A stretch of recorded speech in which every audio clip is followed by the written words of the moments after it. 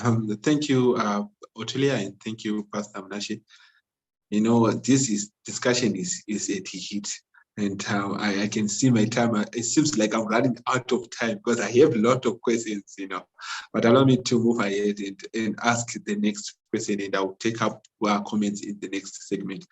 The next question is said, how do one measure and evidence success of my values in changing the world?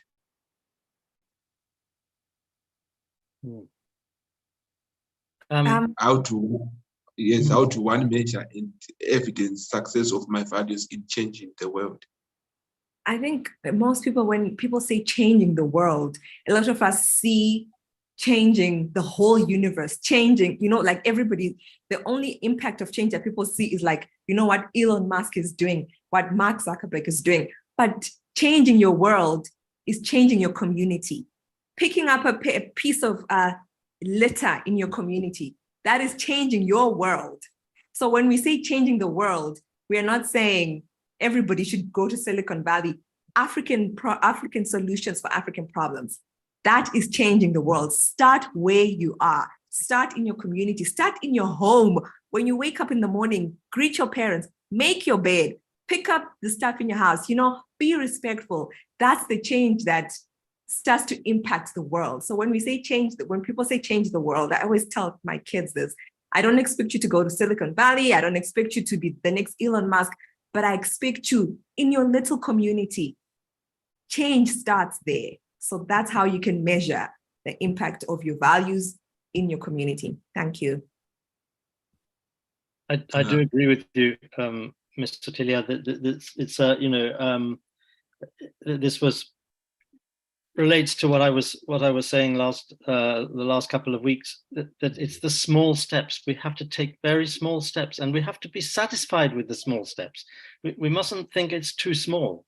There's some story, I believe, of the mouse, the mouse and the elephant, and the mouse is ashamed because it's too small, but it's not too small. The world needs mice as much as it needs elephants, and so those small steps are really what will give you the evidence. And the first step is that really important one, because if you can do something very, very small and very positive, and you see that worked and that you got a result from that, it gives you the confidence for the second step. And if you don't get there, then you try again. It's like we were saying before, perseverance. You keep going. And the second thing is, it's not about what you do for yourself. It's about what you do for somebody else. So the evidence comes in how you have helped another person, even in the smallest possible way. Thank you so much. Pastor Mnashi, do you have something to say? No, I think what Andrew and what Miss Otelia said, spot on. Thank you so much. So allow me again to move to also next question. It says, as technology advances, how do we avoid losing touch with our values? As technology advances, how do we avoid losing touch with our values? Right. So maybe to bring on a little bit of flesh to this question, we are talking here about, globalization. As people are coming together, there's a lot of acculturation that is happening. There's a lot of cross-culturation that is happening. And, now on Instagram, TikTok, Facebook, we now get to know real time what is happening in the US, what is happening here.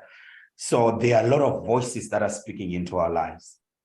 How do I not lose value? How do I not lose touch with the values that I'm being taught, especially on this platform, given the 3 sessions that we have heard with you, Andrew? So maybe we can start with Miss Otelia and then come back to Andrew. I think if your values are shaken by technology and everything else that's coming your way, I think you need to really go back and just figure out what really are my values? Because your values should not be shaken or moved by anything, especially technology. Technology should just, it's a tool that we use. It shouldn't be something that's, like central to your life. Technology is a tool. It's supposed to make your life better. So if it comes and it's, you're doubting your values, I think you need to really go back and figure out, sit down with yourself, be honest with yourself. What are my values? Why are my values being shaken by something like technology? So I think that's my response to that. Yeah, and I think that's right. And I think it's a huge question. This is such a big question for all of us, and it's being talked about in the media. It's being talked about by everybody around the world, especially at the moment more than ever. And so we'd need more than days, maybe weeks, maybe years to discuss this question, and we should continue to discuss it. But I think the most important thing is that you ask that question. Because if you're asking the question, it means that your values matter to you. And if your values matter to you and you ask that question, it means that you're probably not going to lose your values.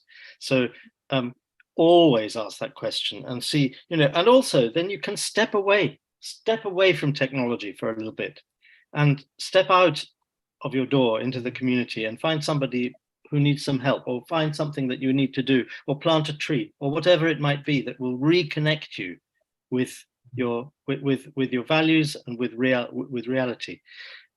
Technology is wonderful, and we can't ignore it. It's here, but let's keep it in perspective. Great. I'll just add a little bit more, like what you have mentioned, Andrew. This is a really big question, and I look at it from different angles. Okay, let me bring this angle.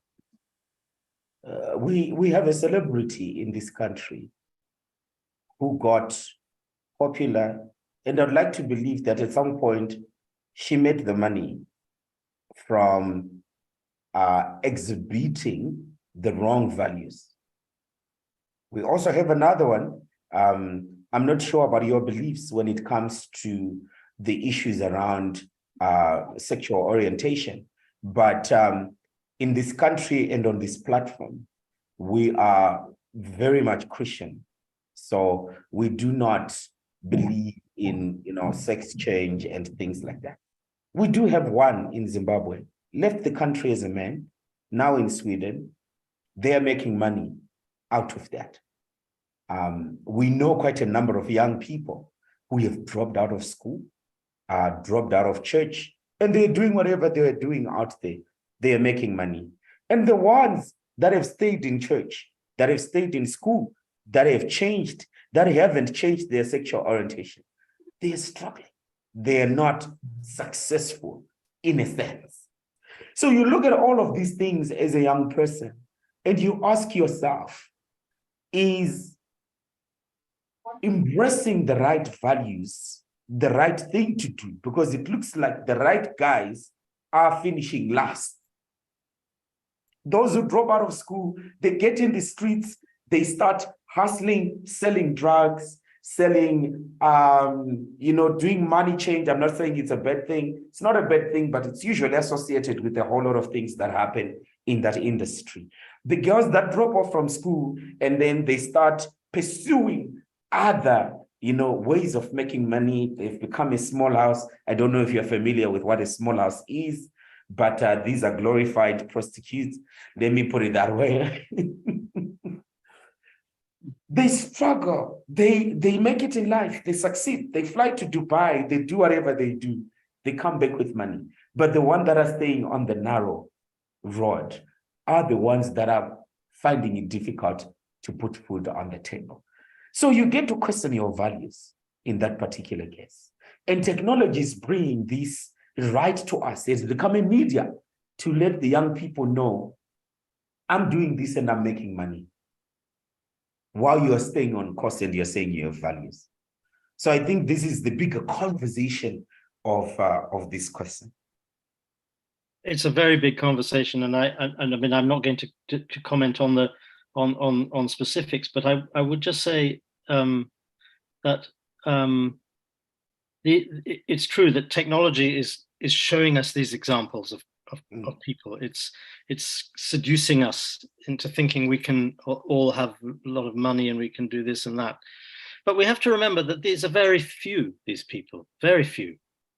And that actually we can't all be like that. And indeed, we don't want to be like that. And you only have to look at the negative sides of those people's lives. Yeah, they might have a lot of money, but are they happy? I don't believe so in many cases.